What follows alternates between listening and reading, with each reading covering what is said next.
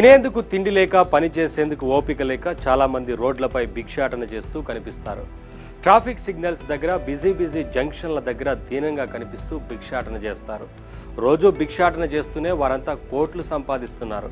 పేదలు ఎలాంటి పని చేయలేని వాళ్ళు మాత్రమే చేసే ఈ వృత్తి ఇప్పుడు కొంతమందికి కోట్లు తెచ్చిపెట్టే లాభదాయక వృత్తిగా మారింది. అంతేకాదు ఎంత సంపాదించినా ట్యాక్స్ కట్టే పనే లేదు. ముంబైకు చెందిన భరత్ జైన్ అనే వ్యక్తి ఇప్పుడు భారత్లోనే అత్యంత ధనిక బిచ్చగాడిగా గుర్తింపు సంపాదించాడు.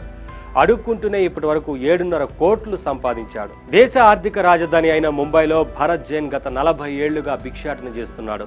Chhatrapati Shivaji Maharaj terminal railway station, Azad Maidan వంటి మైదానాల్లో భిక్షాటన చేస్తూ ప్రతిరోజు 2000 నుంచి 2500 వరకు సంపాదిస్తున్నాడు. సెలవులు బ్రేక్లు లేకుండా రోజుకు 10 నుంచి 12 గంటలు పనిచేస్తూ కోట్లకు పడగలెత్తాడు. అంతేకాదు ఇలా సంపాదించిన డబ్బుతోనే ముంబైలో వన్ ఆఫ్ ద రిచెస్ట్ మ్యాన్గా ఎదిగాడు. పరేల్లో 1.2 కోట్ల విలువైన 2 BHK ఫ్లాట్ కొనుగోలు చేశాడు. తన పిల్లలను ఇంటర్నేషనల్ స్కూల్లో చదివించాడు. భిక్షాటనతో భరత్ జైన్ కోట్లు సంపాదిస్తున్నా ఫ్యామిలీ మాత్రం ఓ స్టేషనరీ షాపును నడుపుతున్నారు. అంతేగాక తానేలో 2 షాపులను అద్దెకిచ్చి ప్రతి నెల ఒక్కో షాప్ పైన 30,000 వరకు అద్దె సంపాదిస్తున్నాడు. అయితే ఈ వృత్తిని వదులుకోమని జైన్ ఫ్యామిలీ పదే చెప్తున్నా అతడు మాత్రం ఇప్పటికీ ముంబైలో భిక్షాటన కొనసాగిస్తున్నాడు.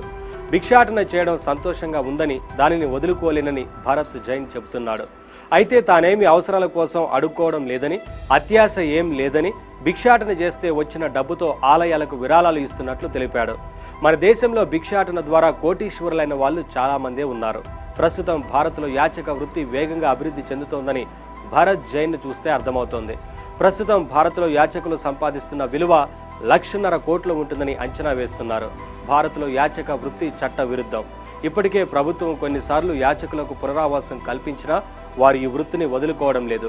మరోవైపు చాలా ప్రాంతాల్లో వాళ్ళ వెనక పెద్ద ముఠాలు ఉన్నాయని తెలిసినా అధికారులు ఎలాంటి చర్యలు తీసుకోవడం లేదు. రోడ్లపై భిక్షాటన చేసుకుంటున్న వారిపై చాలా మంది సానుభూతి చూపిస్తారు.